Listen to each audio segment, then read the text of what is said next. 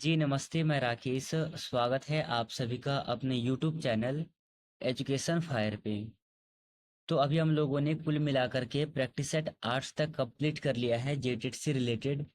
तो आप सभी को पता है आज हम जेटेड से रिलेटेड प्रैक्टिस सेट नंबर 9 करने वाले हैं। चलिएगा, एक कॉपी और एक पेन लेकर के बैठ जाइएगा, जिससे कि इसमें से जो भी प्रश्न आपसे गलत हो आप अपने कॉपी में नोट डाउन करते चलिएगा, ताकि आगे आने वाले एग्जाम में आपसे वो क्वेश्चंस गलत ना हो। तो चलिए हम वीडियो को शुरू करते हैं पहले नंबर क्वेश्चंस से। आपको अपने क्वेश्चंस का संख्या काउंट करते जाना है कि कुल कितने क्वेश्चन को आपने सही किया है, और इसका जवाब आप हमें अंत में कमेंट सेशन में देंगे जब मैं अंतिम क्वेश्चन करवाऊंगा। चलिए ध्यान से देखिएगा क्वेश्चन को। पहला क्वेश्चन है आपके लिए कि सिंधु घाटी सभ्यता के किस स्थल से घोड़े की हड्डियों के प्रमाण मिले हैं। आपको ऑप्शंस दे रखे हैं, इनमें से आपसे पूछा गया है कि घोड़े की हड्डियों के प्रमाण हमें किस स्थल से मिले हैं। सही आंसर है ऑप्शन नंबर सी, हमें सुरकोतड़ा से मिलता है। अब समझते हैं ये सुरकोतड़ा है कहाँ वर्तमान में। तो इसकी बात करें तो ये वर्तमान में कहाँ पर स्थित है, गुजरात में स्थित है। ऐसे ही एक जगह है लोथल, ये भी कहाँ पर है, गुजरात में है। मोहनजोदड़ो कहाँ पर है, ये है पाकिस्तान में। और आपका है ये कालीबंगन, ये कहाँ पे हो जाएगा, कालीबंगन है राजस्थान में।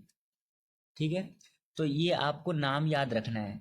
आपको दो काम हमेशा याद करना है, एक तो जिस स्थल से हमें अवशेष मिले हैं उस स्थल का नाम याद रखना है, और वो जगह है वर्तमान समय में किस स्थान में, किस देश में, किस राज्य में है, ये भी आपको याद रखना है।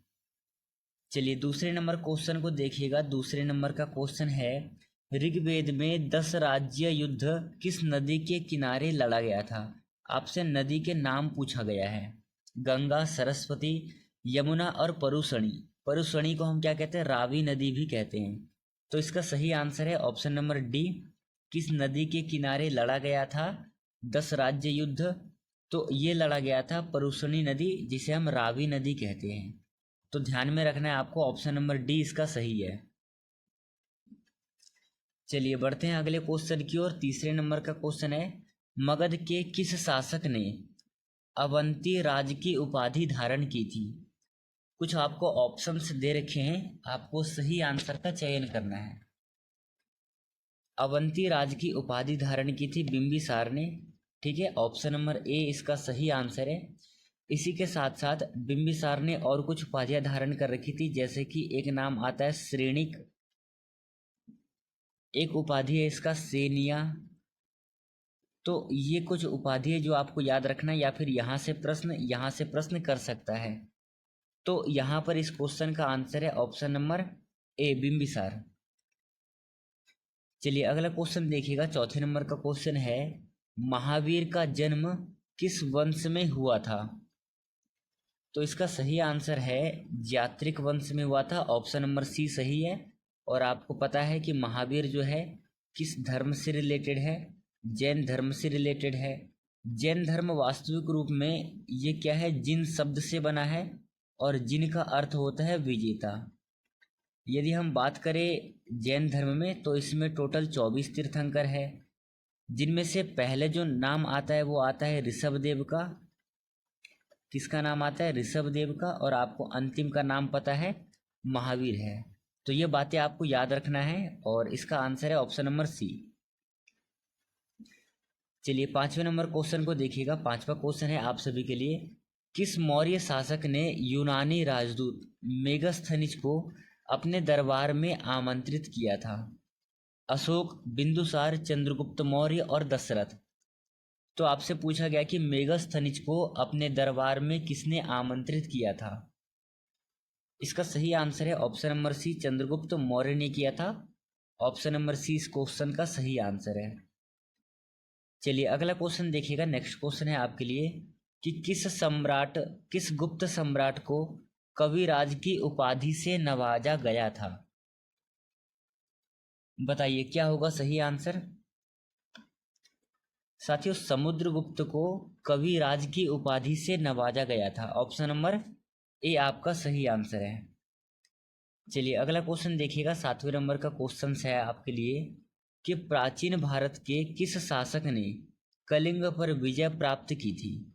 समुद्रगुप्त, अशोक, बिंदुसार और चंद्रगुप्त मौर्य। सही आंसर है अशोक ने कलिंग पर विजय प्राप्त की थी और इसी के बाद वो क्या करते हैं, बौद्ध धर्म को स्वीकार करते हैं। ठीक है, कौन स्वीकार करते हैं? अशोक बौद्ध धर्म को स्वीकार करते हैं और कलिंग के बाद बौद्ध धर्म को स्वीकार करते हैं। और कलिंग युद्ध का जो वर्णन है ये हमें 13वें शिलालेख में देखने को मिलता है। तो ये बात आपको याद रखना है। और इन्होंने अपने शासन के 8 साल बाद कलिंग पर हमला किया और इस युद्ध को जीता था। तो ये कुछ बातें हैं जो आपको याद रखना है। चलिएगा अगला क्वेश्चन देखिएगा। 8वें नंबर का क्वेश्चन है, गुप्त काल में कौन सा लेखक पंचतंत्र का रचयिता था? सही आंसर है ऑप्शन नंबर ए, विष्णु शर्मा जो है पंचतंत्र के लेखक थे। चलिएगा अगला क्वेश्चन देखिएगा। 9वें नंबर का क्वेश्चन है आपके लिए कि पुष्यमित्र शुंग ने किस अंतिम मौर्य शासक की हत्या करके शुंग वंश की स्थापना की थी? तो पहला प्रश्न आपको पता लग गया कि शुंग वंश के संस्थापक कौन है? पुष्यमित्र है शुंग वंश के संस्थापक। अब इन्होंने किस वंश के शासक की हत्या की थी? मौर्य वंश के। उस मौर्य वंश के राजा का नाम क्या था? बृहद्रथ। और ये जो बृहद्रथ है ये अंतिम शासक था। किसका अंतिम शासक था? तो ये मौर्य वंश का अंतिम शासक था। इनको मार करके पुष्यमित्र शुंग ने किस डायनेस्टी की शुरुआत की? शुंग डायनेस्टी की शुरुआत की थी। ठीक है, तो 9वें नंबर क्वेश्चन का जो आपका आंसर है वो होगा option number A, right answer हो जाएगा। चलिएगा 10वें नंबर का क्वेश्चन देखिएगा। 10वें नंबर का क्वेश्चन है आपके लिए, गुप्त काल में किस शासक ने हूणों को हराया था, हूणों को पराजित किया था? सही आंसर है ऑप्शन नंबर सी, स्कंदगुप्त इसका सही आंसर है। चलिए अगले नंबर क्वेश्चन को देखिएगा। 11वां क्वेश्चन है, नालंदा विश्वविद्यालय की स्थापना किसने की थी? नीचे आपको कुछ ऑप्शंस दे रखे हैं, इनमें से सही आंसर है आपका ऑप्शन नंबर क्या हो जाएगा, जल्दी बताओ। सही है, डी इसका सही आंसर हो जाएगा। नालंदा विश्वविद्यालय की स्थापना करते हैं कुमारगुप्त। और किस इसकी स्थापना कब करते हैं? तो ये करते हैं 427 ईस्वी में करते हैं। ठीक है, 427 ईस्वी, ये डेट आपको याद रखना है।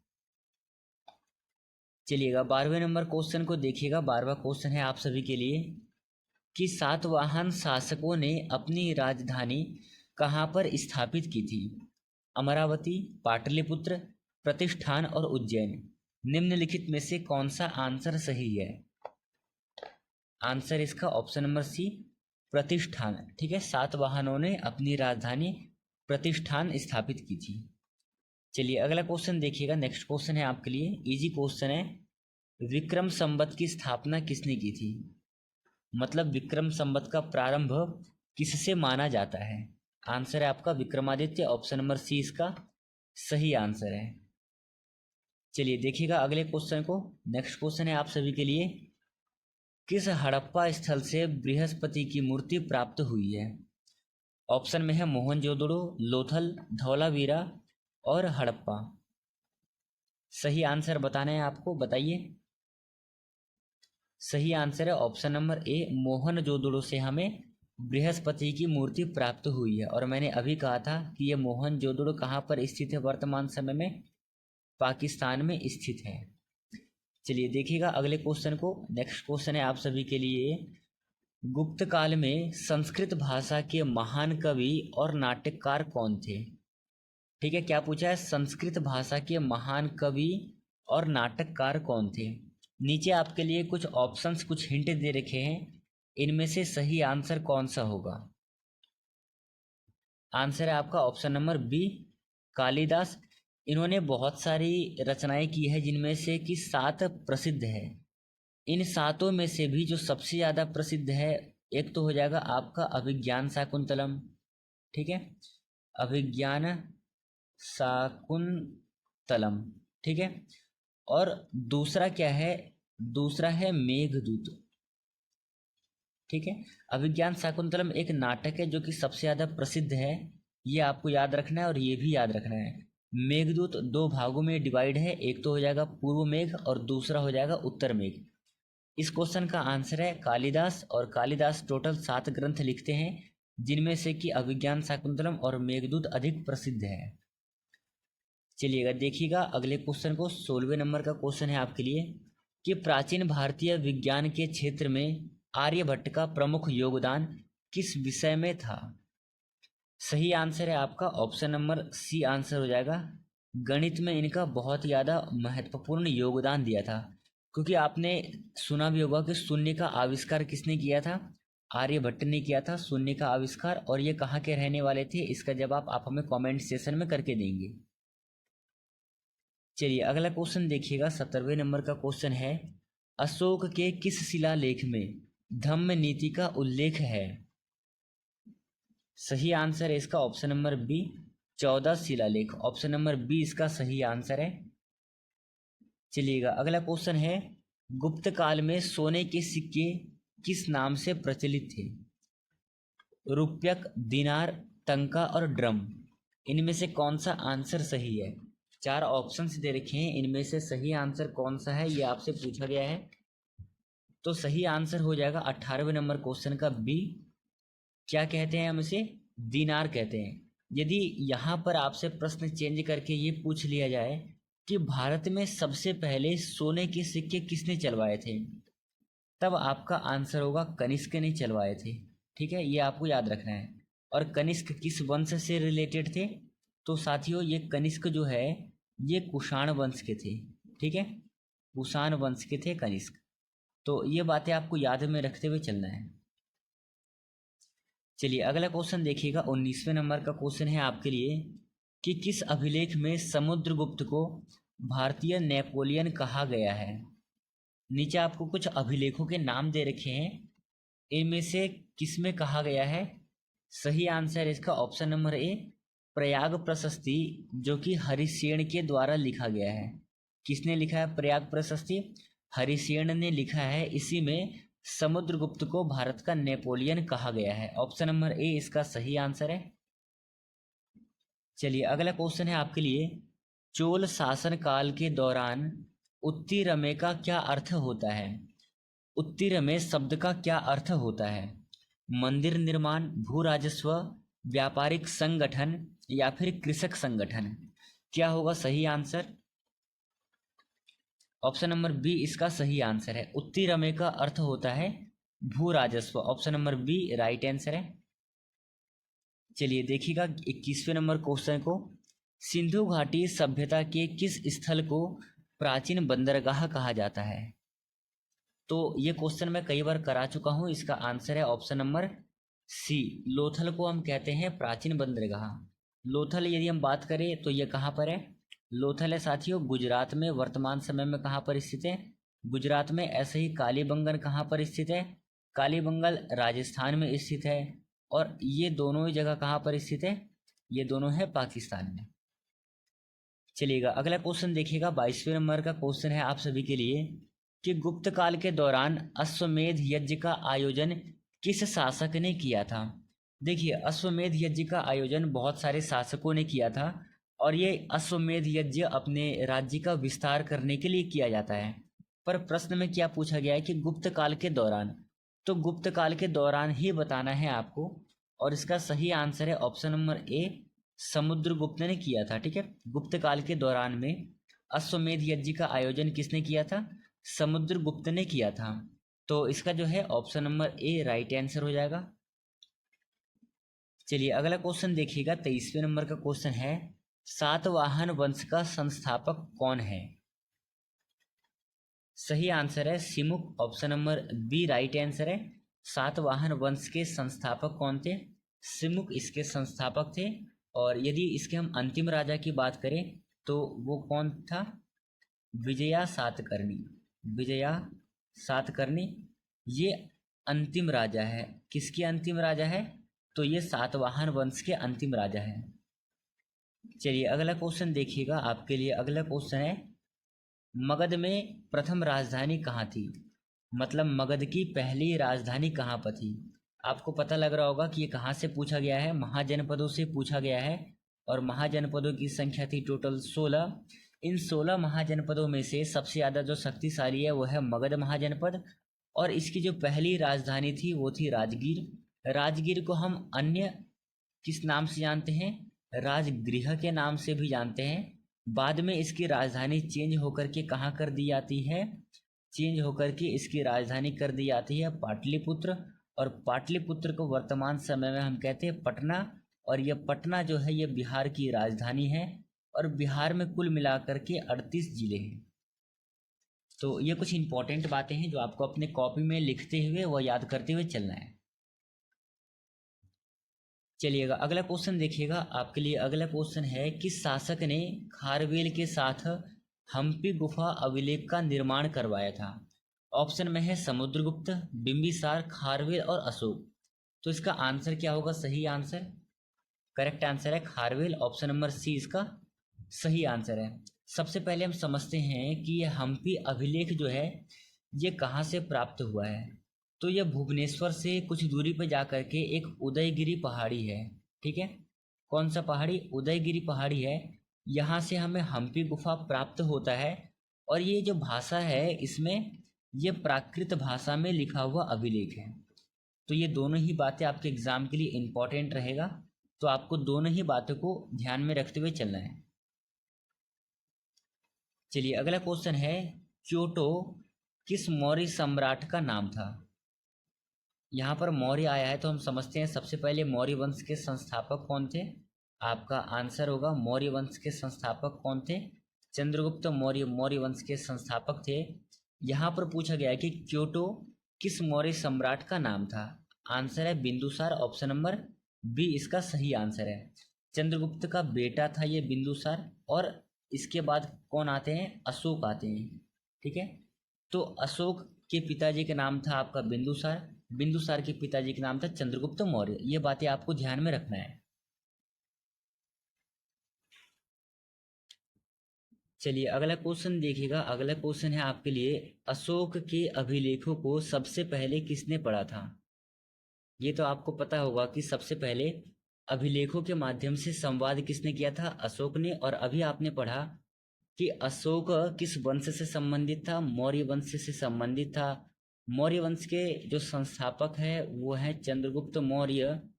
चंद्रगुप्त मौर्य के जो बेटे थे, बेटे का नाम था आपका बिंबिसार, और बिंबिसार का जो बेटा था वो था कौन था? अशोक। और अशोक ने सबसे पहले अभिलेखों के माध्यम से अपनी बातों को जनता तक पहुंचाने का प्रयास किया, और जो इनके अभिलेख हैं वो किस भाषा में मिलते हैं? वो प्राकृत भाषा में मिलते हैं। प्रश्न में है कि सबसे पहले इनके अभिलेखों को किसने पढ़ा था? सही आंसर इसका James Prinsep. Option number C इसका सही आंसर है।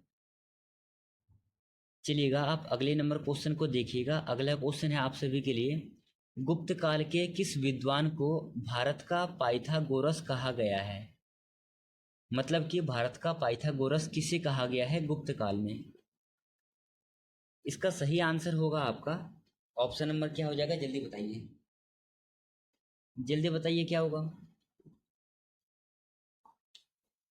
ठीक है, तो जैसा कि मैं देख पा रहा हूँ कि भारत का पाइथागोरस किसे कहा गया है? आर्यभट्ट को कहा गया है। ऑप्शन नंबर सी आप सभी के लिए बिल्कुल ही सही आंसर है। Option number C correct answer है। चलिएगा अगला क्वेश्चन देखिएगा। अगला क्वेश्चन देखेंगे हम 29वें नंबर का क्वेश्चन आप सभी के लिए है कि त्रिपिटक जो है किस धर्म का प्रमुख ग्रंथ है? तो नीचे आपको कुछ ऑप्शंस दे रखे हैं, इनमें से सही आंसर कौन सा होगा ये बताना है आपको। तो सही आंसर का चयन करके जल्दी जल्दी उत्तर दीजिए।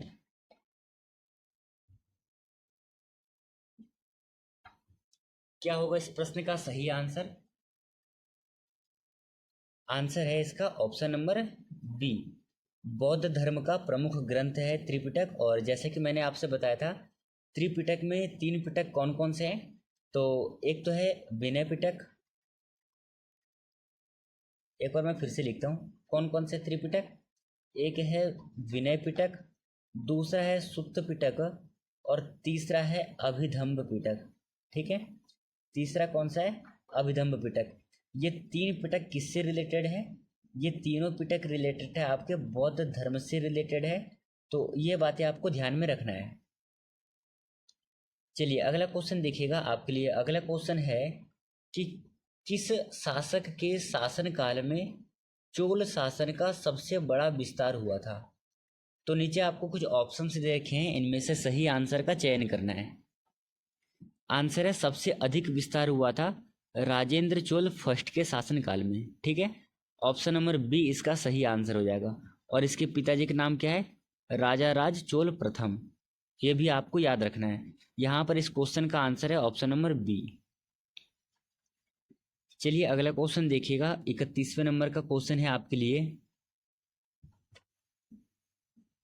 प्रश्न है कि किस मौर्य सम्राट को देवानाम प्रिय और प्रियदर्शी के नाम से जाना जाता है? दो नाम है, एक है देवानाम प्रिय और दूसरा है प्रियदर्शी।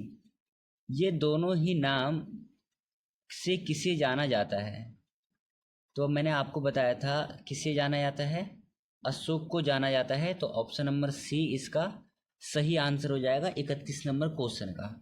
ठीक है, चलिएगा अगला क्वेश्चन देखिएगा। ये आप सभी के लिए अगला क्वेश्चन है, किस गुप्त सम्राट के समय नालंदा विश्वविद्यालय की स्थापना हुई थी? तो बताइए क्या होगा सही आंसर? सही आंसर इसका कुमारगुप्त, ऑप्शन नंबर सी सही आंसर है। और आप लोगों ने अभी देखा था कि नालंदा विश्वविद्यालय की जो स्थापना है 427 ईस्वी में होती है। ठीक है, और इसके जो संस्थापक थे वो कौन थे? कुमारगुप्त इसके संस्थापक थे। तो चलिए अगला क्वेश्चन करिएगा। चलिए क्वेश्चन है, किस प्राचीन भारतीय राज्य में गणराज्य शासन प्रणाली थी? Option number B right answer है, लिच्छवी इसका सही आंसर हो जाएगा। चलिए अगला क्वेश्चन देखते हैं, हम नेक्स्ट क्वेश्चन की ओर बढ़ते हैं। महाजनपद काल में अवंती राज की उपाधि किसने धारण की थी? यदि आप लोगों ने चौथे या पांचवें नंबर का क्वेश्चंस को ध्यान से किया होगा तो इसमें यह question same as it question था। तो इसका आंसर क्या था? आंसर था इसका Bimbisara, option number A right answer है। और मैंने अभी आपको बताया था कि बिंबिसार के और कुछ उपाधि है, जो कि एक नाम है श्रेणिका का नाम आता है और दूसरा है सेनिया। ठीक है, श्रेणिका और सेनिया ये दो क्या है? ये उपाधि है। किसकी उपाधि है? तो ये दोनों ही उपाधि किसकी है? बिंबिसार की है। तो एक श्रेणिका सेनिया दो उपाधि ये रहा, और एक अवंतीराज ये तीन उपाधि आपको याद रखना है बिंबिसार की। चलिए अगला क्वेश्चन देखिएगा। 35वें नंबर का क्वेश्चन है, किस शासक ने भारत में सिक्कों पर अपनी तस्वीर अंकित करवाई थी? इंपॉर्टेंट क्वेश्चन है एग्जाम की दृष्टि से। सही आंसर है Chandragupta second, option number B D right answer है। चलिए अगला क्वेश्चन देखिएगा। अगला क्वेश्चन है, प्राचीन भारत में रूप्यक का क्या तात्पर्य था? रूप्यक शब्द का क्या तात्पर्य होता था प्राचीन काल में? सही आंसर है चांदी का सिक्का, ऑप्शन नंबर बी इसका राइट आंसर है। एक प्रश्न मैं आपसे करता हूं कि सबसे पहले, ठीक है, सर्वप्रथम चांदी के जो सिक्के हैं किसने चलवाए थे? ये आपको कमेंट सेशन में हमें कमेंट करना है। चलिए देखते हैं कितने लोग बताते हैं। चलिए यहाँ पर अगला क्वेश्चन देखिएगा आपके लिए। अगला क्वेश्चन है कि चोल शासक राजा राज ने किस प्रसिद्ध मंदिर का निर्माण करवाया था? तो इसका सही आंसर है बृहदेश्वर मंदिर का निर्माण करवाया था, option number B right answer हो जाएगा। और आप सभी को पता है कि बृहदेश्वर मंदिर कहाँ पर स्थित है? ये तमिलनाडु में स्थित है। ठीक है, तमिलनाडु, फिर से लिखता हूँ एक बार, तमिलनाडु। ठीक है, बृहदेश्वर मंदिर कहाँ पर स्थित है? तमिलनाडु में स्थित है। निर्माण कौन करवाते हैं? राजा राज प्रथम करवाते हैं। और राजा राज प्रथम कौन थे? एक चोल शासक थे, और चोल वंश के जो संस्थापक थे वो थे विजयालय। ठीक है, ये नाम आपको याद रखना है। चोल वंश के प्रथम शासक थे विजयालय। और यदि मैं अंतिम शासक की बात करूं तो अंतिम शासक थे राजेंद्र चोल तृतीय। ठीक है, अंतिम शासक कौन थे? राजेंद्र चोल तृतीय। चलिए 38 नंबर का क्वेश्चन करिएगा। क्वेश्चन है 7 वाहनों का प्रमुख बंदरगाह कौन सा था? आंसर है सोपारा, ऑप्शन नंबर ए सही आंसर है। नेक्स्ट क्वेश्चन है आपके लिए, बौद्ध धर्म के किस प्रमुख ग्रंथ में बौद्ध संघ के नियमों का उल्लेख मिलता है? देखिए नाम है सुत्त पिटक, विनय पिटक, अभिधम्म पिटक और धम्मपद। इन चारों ही ऑप्शंस में से राइट आंसर कौन सा है? आपको पता है कि ये बौद्ध धर्म के त्रिपिटक है, ठीक है, त्रिपिटक है। और प्रश्न क्या पूछ रहा है कि बौद्ध संघ के नियम किस में बताए गए हैं? तो ये बताए गए हैं विनय पिटक में। कई बार मैं आपको करा चुका हूँ, ऑप्शन नंबर इसका बी राइट आंसर है। चलिए, तो ये रहा आपके लिए अंतिम क्वेश्चन। और अंतिम क्वेश्चन को करने से पहले जैसा कि मैंने आपसे कहा था कि आप अपना स्कोर काउंट करते रहिएगा, गिनते रहिएगा। आप अपना स्कोर बताइए कि आप लोगों ने इन 40 क्वेश्चंस में से कितने क्वेश्चन को सही किया है। तो चलिए अपना स्कोर हमें कमेंट सेशन में लिख करके बता दीजिएगा। हम करते हैं अगला क्वेश्चन। किस शासक के काल में गुप्त काल का पतन हुआ था? ऑप्शन में है स्कंदगुप्त, कुमारगुप्त प्रथम, बृहद्रथ और विष्णुगुप्त। चारों ही ऑप्शंस में से कौन सा ऑप्शन करेक्ट है? सही आंसर है ऑप्शन नंबर डी, विष्णुगुप्त के शासनकाल में गुप्त काल का पतन हुआ था। देखिए मैंने आपसे कहा था गुप्त वंश के संस्थापक कौन है? गुप्त वंश के संस्थापक है कुमारगुप्त। और ये वही कुमारगुप्त है जो कि नालंदा विश्वविद्यालय की स्थापना करते हैं। और नालंदा विश्वविद्यालय की स्थापना कब करते हैं? 427 ईस्वी में नालंदा विश्वविद्यालय की स्थापना करते हैं। तो ये कुछ बातें हैं जो आपको याद रखना है और अपने कॉपी में एक अलग से नोट्स बनाते हुए चलना है। तो चलिए, ये जो हमारा जेटेट से रिलेटेड प्रैक्टिस सेट नंबर 9 था, ये आज का हमारा यहीं पे कंप्लीट होता है। कल के वीडियो में हम एनिसेंट हिस्ट्री करेंगे और कुछ झारखंड की संस्कृति, इससे रिलेटेड, ये टॉपिक से रिलेटेड कुछ क्वेश्चंस रहेंगे। तो आप सभी एक बार झारखंड की संस्कृति को पढ़ करके आइएगा, ताकि आपको ये जो पेपर है इसे देने में आसानी हो, क्वेश्चंस को सॉल्व करने में कोई कठिनाई नहीं होगी। चलिए आज की इस वीडियो को हम यहीं पे रखते हैं, मिलेंगे कल के वीडियो में। धन्यवाद, जय हिंद साथियों। कोई डाउट हो तो पूछ लेना आप सब।